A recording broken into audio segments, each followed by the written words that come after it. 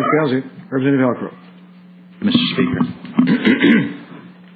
Mr. Speaker, I rise in support of this bill. And you know me, Mr. Speaker. I've been here 4 years. You know I'm not afraid to stand on the floor and mention things that others are afraid to mention. But we all think about.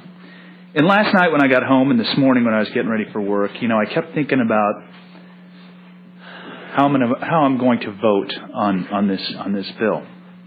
And, you know, we had the discussion about 3 weeks ago, sales tax versus income tax. And I stood on this floor and argued very strongly for a sales tax.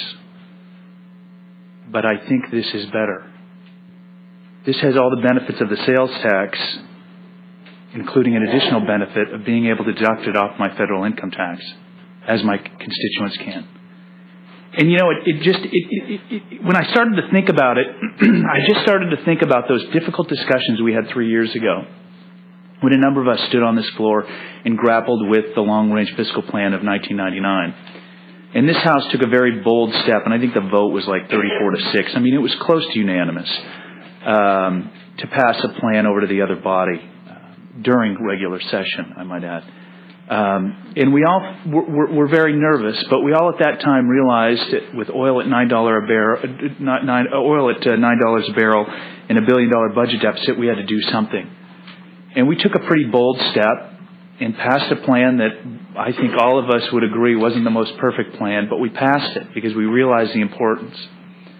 And after we passed it in the ensuing negotiations, and we came up with a compromise, which included a vote of the public, there were a number of us who went out and campaigned for this plan.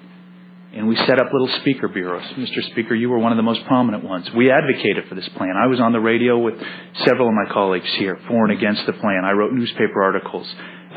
Several of us appeared jointly, Republicans and Democrats, to hold hands and say, look, man, this is what we got. You know, this is what we got to offer you. And the people of this state in September of 1999 voted and said no, 83% of them. And we all know that they said no for a various number of reasons. Some felt that we shouldn't be touching permanent fund earnings. Others felt that it needed to be a more comprehensive approach. Some voted no because they were insulted that we even asked. We're the elected officials. We're the leaders that they vote for to represent them down here. So it failed. And at that point in time, when I was campaigning for this plan, I talked to a number of constituents who, for the most part, laid it out pretty clear and pretty simple. I don't like this plan. I don't like you advocating for this plan. And when it comes time for re-election, I'm not going to vote for you. And my response was always the same, Mr. Speaker. My response was always, I respect your opinion. But I guarantee you, no matter who sits in my seat in 4 years, you're going to wish you voted yes. Because the options are going to be fewer, and you're going to have to give more. 83% said no. And now we're back 3 years later with a plan that's more painful because they failed to listen to their elected officials. We sit in this building 7 days a week, some of us. Study numbers, study budgets, sit in committees. I mean, that's what we get paid for. We're here to make decisions.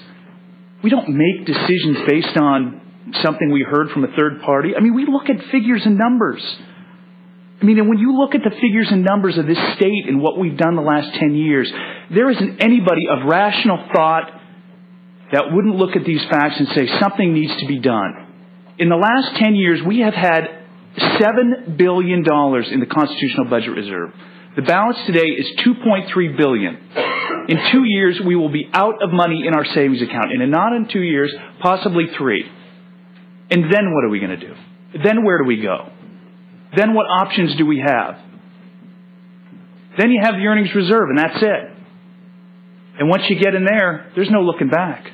And dividends are gone. So not only have people lost their permanent fund dividend check, but they're going to be looking at a heck of a burden to support the costs and services of government. Mr. Speaker, I'd like to take a minute to read an email I received this morning with your permission. Andrew, if you vote for this bilking of my pocketbook today with this idiotic income tax plan, it will be the last time my wife and I and my 2 kids vote for you. You will have lost 4 guaranteed in one swoop of the gavel with your voting for this tax. As my representative, I have one message for you. Cut, cut, cut, cut, cut, cut, cut, cut, cut, cut, cut. 11 times. To the 11th degree. Now that's some serious cutting.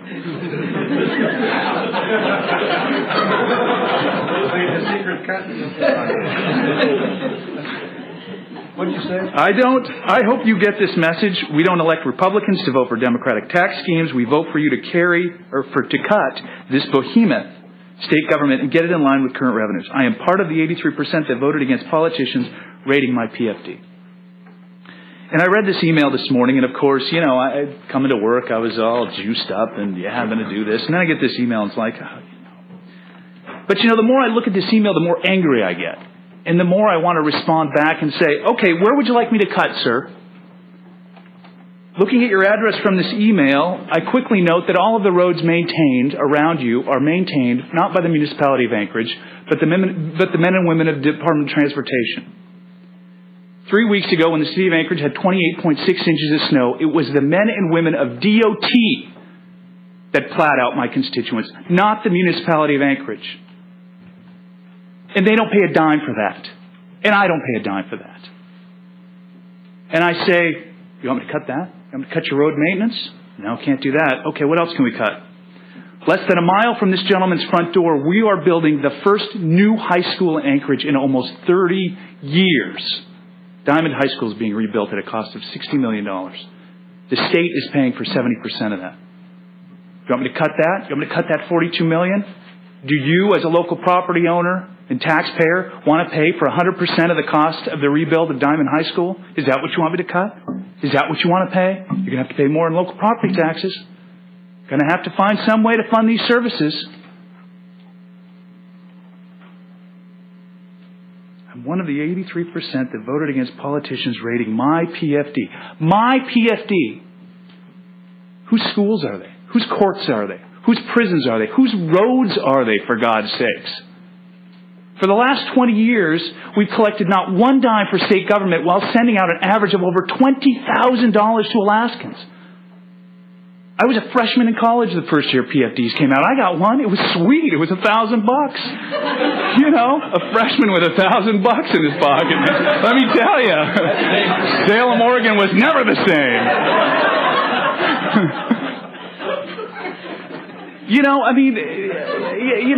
My daughters benefit from this. We all benefit from the money the state spends out, but we can't do it anymore. My company can't buy cars today for the same price we paid 10 years ago. You can't do it. So when my constituents think that I can plow their roads or pay for their teachers or build schools for the same price I could in 1980 pre-oil, it's irrational. It doesn't make sense. I don't like an income tax. I hate an income tax. But this isn't an income tax. This is as close to a sales tax without the fuss and with all the benefits of being able to deduct it off your federal income tax. Yes, I know if you itemize.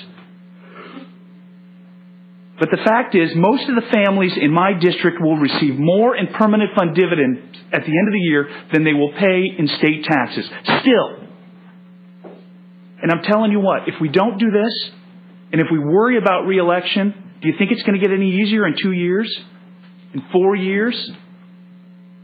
Look at the lack of direction we've had the last 10 years. We've embraced this whole culture of politician that wants to stand up and go, no, vote for me. Because I promise no new taxes, and I won't touch a permanent fund dividend program. Your dividend. And the first time you crack open the budget books, you go, well, how am I going to do that? How am I going to get there from here? We all did it. I'm no different. My campaign literature my first year, oh yeah, we're going to cut government. Woo! Going to be some cutting going on.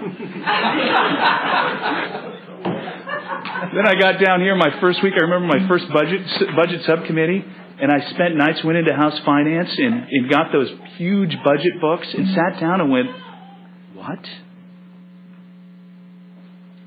I mean, Mr. Speaker, what do you want me to tell you? In May of 1999, the Cato Institute, which is a libertarian think tank in Washington, D.C., did a study called the State Spending Spree of the 90s.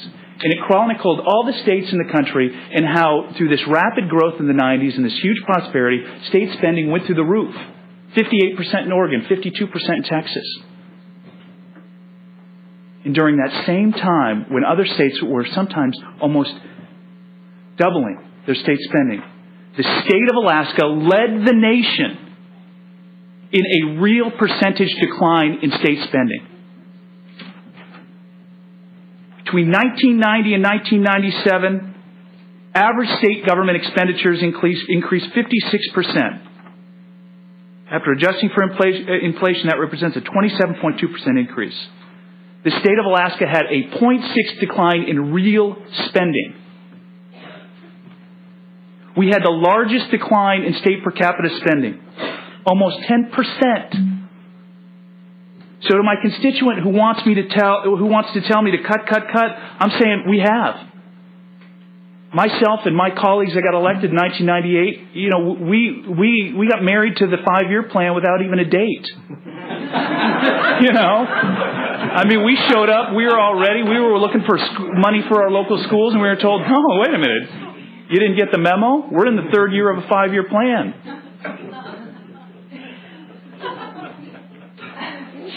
There isn't anybody around here that can't look at this and say, you know what, we have. And they've been painful. But it's good. This is a good exercise. We've really embraced fiscal responsibility. We have a lot to be proud of. But it is time for the people of this state to realize that we can no longer give them something for nothing. How realistic is that? When was the last time you walked into a store and walked out with a couple of sweaters without paying for it, and then had somebody stop you at the front door and go, here you go, here's $1,800, see you later. Think about this. And this is what kills me is my constituents, God, I love them all, but when they tell me, I run government like a business, and I say, well, hey, okay, how about if I stop sending out $1 billion to my shareholder when my company's losing $800 million a year? They just kind of go, huh? I think one of the biggest questions of all time is why, quote-unquote, conservative Republicans are some of the most vocal advocates supporting a government giveaway program. We're giving away cash. I don't like this bill. I like a sales tax. This is close. It gets this over to the other body. Hopefully creates some action. I'm tired of not having a vision. I'm tired of, for 4 years, coming down here and talking about what we can't do. And the first key to getting over that is to have fiscal stability in this state. If the concern that in 20 years this income tax won't look like it today, in 20 years that's their problem. And the people will still embrace a system where they can go every 2 years and they can say, I don't like what you did, go home. And if my constituents do that to me this November, I guarantee you, Mr. Speaker, as I said 3 years ago, whoever's sitting in this seat after I leave, their choices don't get any better. Thank you.